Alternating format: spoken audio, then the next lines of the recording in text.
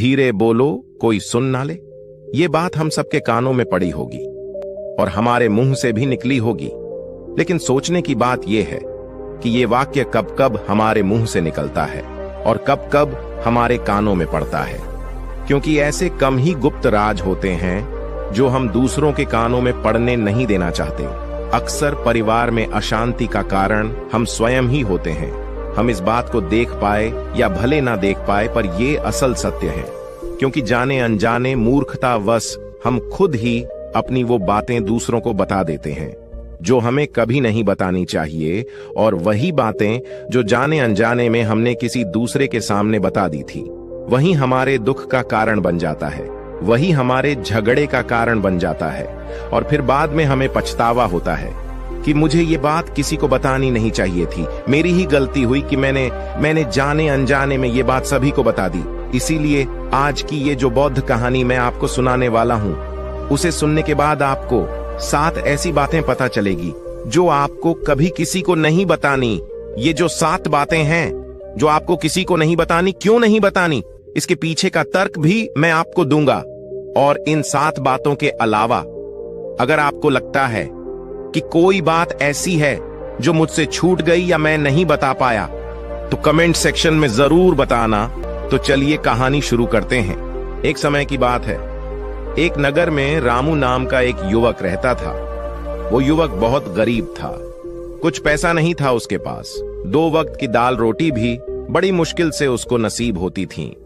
किसी काम की तलाश में दिन रात खोज करने पर भी उसे कोई काम नहीं मिल रहा था। फिर एक दिन उसने अपनी पत्नी के सामने अपनी सारी समस्या बता दी। उसने अपनी पत्नी को कहा कि मैं जिस जगह भी काम मांगने के लिए जाता हूं, तो हर कोई मुझे यह कहकर काम नहीं देता कि हमारे यहाँ काम की जरूरत नहीं है।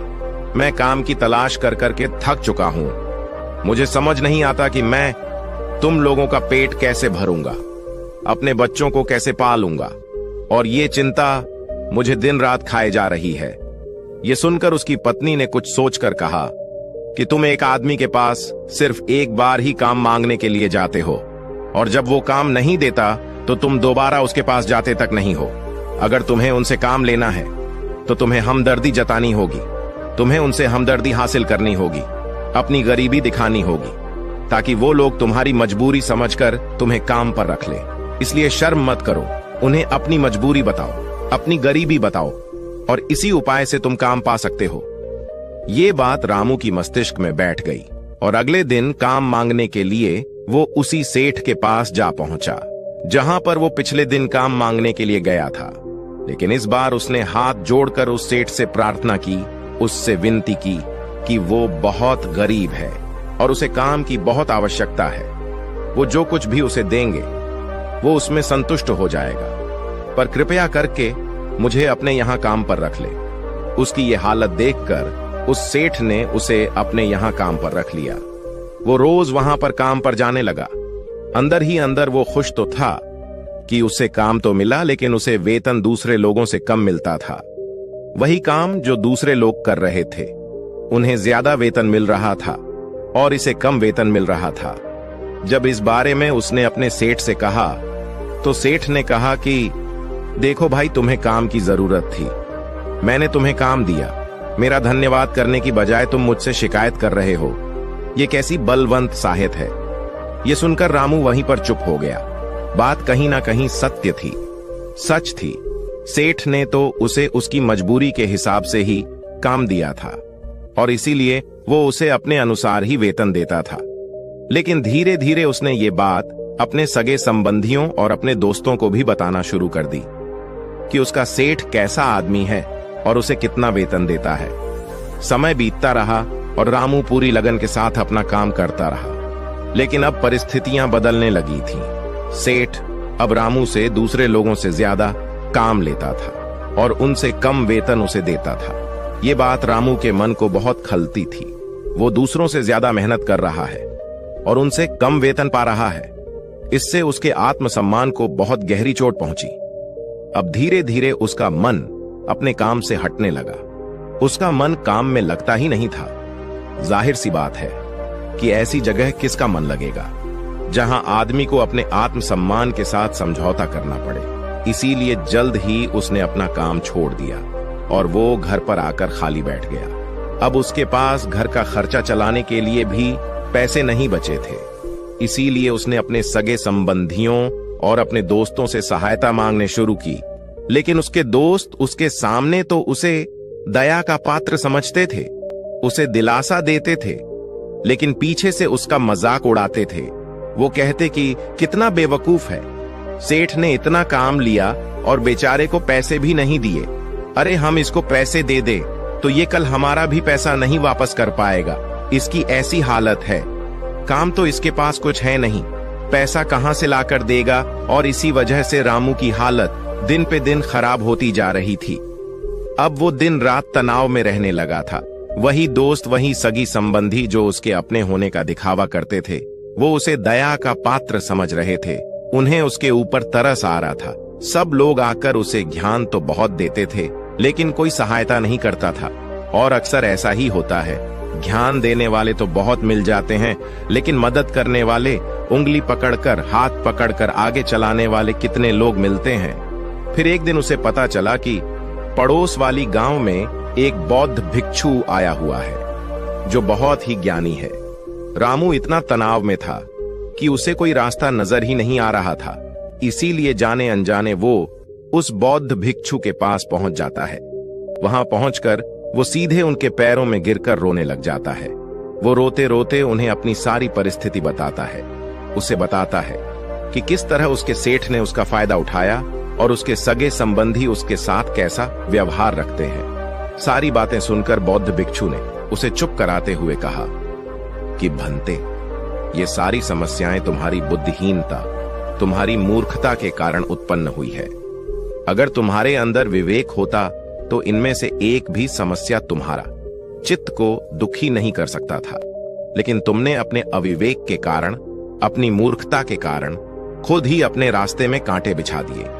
परंतु आज मैं तुम्हें 7 ऐसी बातें बताने जा रहा हूं जो भूल कर भी किसी को मत बताना। और इन बातों का अनुसरण करते हुए तुम बाहर से मिलने वाले दुखों को तो दूर कर ही सकते हो जो बेवजह दुनिया की वजह से तुम्हारे अंदर पनपते हैं। पहली बात जो किसी को नहीं बतानी चाहिए वो है अपनी मजबूरी। अपनी मजबूरी का दिखावा करके दूसरों का दया पात्र बनाकर उनकी सहायता लेने की गलती कभी मत करना। हो सकता है कि आज वो तुम्हारी मजबूरी देखकर तुम्हारी सहायता कर दे, लेकिन कल वो तुम्हारा फायदा उठाने से भी नहीं चुकेगा। और अगर फायदा भी नहीं उठाया तो दूसरों के सामने तुम्हारा मजाक बनाने में वो आदमी कभी नहीं झुकेगा। इसीलिए कभी भी अपनी मजबूरी का दिखावा मत करो।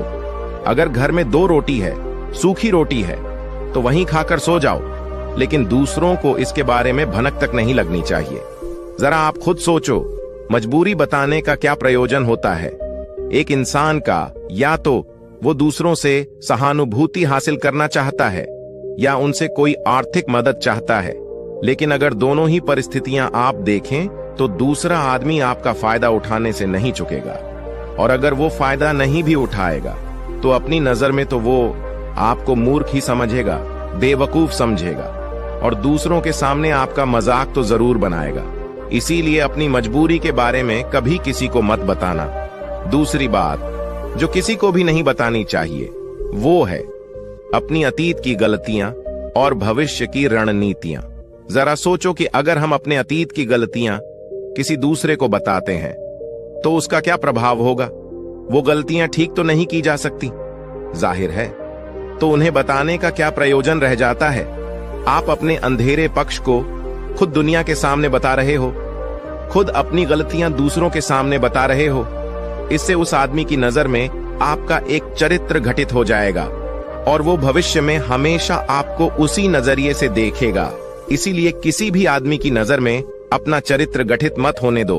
और जरा सोचो कि आप व्यर्थ में ही अपने भविष्य की रणनीतियां दूसरों के सामने बता रहे हो। जो लोग आपके काम का हिस्सा ही नहीं है, उनके सामने अपने भविष्य की रणनीतियां, अपनी डींगे हाँकने का क्या फायदा? वो लोग आपकी सहायता तो नहीं करेंगे, लेकिन आपकी भविष्य की रणनीतियों में बाधा जरूर बन सकते हैं। आप खुद अपनी विवेक का इस्तेमाल करिए और सोचिए कि आपके साथ भी ऐसा हुआ है कि आपने अपनी भविष्य की रणनीति किसी को बताई हो और वो कामयाब ही ना हुई हो, जरूर हुआ होगा। जरा गौर से सोचिए। तीसरी बात जो किसी को नहीं बतानी चाहिए वो है अपने घर की बातें। जो भी हमारे घर के अंदर आपस में बातचीत होती है, हमारे माँ बाप के साथ, हमारी पत्नी के साथ, हमारे बच्चों के साथ, वो बातें परिवार तक ही सीमित रहनी चाहिए। अगर आप इन बातों का दूसरों के सामने ढिंढोरा पीटते हो तो दूसरों को आपके घर में घुसने का एक मौका मिल जाता है और वो इसका फायदा उठाने से कभी नहीं चूकेंगे। वो आपके परिवार के सदस्यों को आपसे दूर लेकर जाने की कोशिश करेंगे। अक्सर ऐसा होता है, हम समाज में देखते हैं कि हम अपने घर के झगड़ों को कम करने के लिए उन झगड़ों को अपने पड़ोसियों और दूसरे सगे संबंधियों को देते हैं, लेकिन इससे आपको सहायता कभी नहीं मिली होगी, बल्कि आपके घर की लड़ाई झगड़े और ज्यादा बढ़ गए होंगे। और वो जाहिर है वो बढ़ेंगे अगर आप अपने माँ बाप की बात दूसरों को बताएंगे तो आपकी माँ बाप को बुरा लगेगा। यही कि हमारा बेटा हमसे बताए बगैर दूसरों को ये बातें बता रहा है, इसीलिए अपने घर की बातें और अपने घर की लड़ाई झगड़े किसी के सामने मत बताना। अगली बात जो मैं आपको बताने जा रहा हूं, जो किसी को नहीं बताने चाहिए, वो सुनने पर बहुत अजीब लग सकती है, लेकिन उसका सत्य भी मैं आपको एक तर्क के माध्यम से दूंगा। मैं कहता हूं कि अपनी आमदनी किसी को मत बताना। अब अपनी आमदनी ना बताने के पीछे क्या प्रयोजन हो सकता है? जरा सोचिए कि आप अपनी आमदनी अपने दोस्तों को बता देते हैं, तो जब आपके दोस्तों को जरूरत पड़ेगी तो वो सिर्फ आपको ही याद करेंगे, क्योंकि उनको पता है कि अगर आपकी आमदनी ज्यादा अच्छी है तो आप ही उनकी मदद कर सकते हैं, और इसीलिए ज्यादा लोग आपसे सहायता मांगेंगे। और जब आप उनकी सहायता नहीं करेंगे तो वो सोचेंगे कि इस आदमी के पास पैसे हैं, मेरी सहायता कर सकते हैं, लेकिन ये सहायता कर नहीं रहा है, और इसीलिए आपकी आमदनी आप दोनों दोस्तों के बीच एक झगड़े का कारण हो सकती है। कम आमदनी होगी तो लोग मजाक उड़ाएंगे, और ज्यादा होगी तो सहायता मांगेंगे, तो अपनी आमदनी बताने का कोई प्रयोजन नहीं है। अगली बात जो मैं आपको बताने वाला हूं, उसे अपनी घाट बांध लेना और किसी को ये बात मत बताना।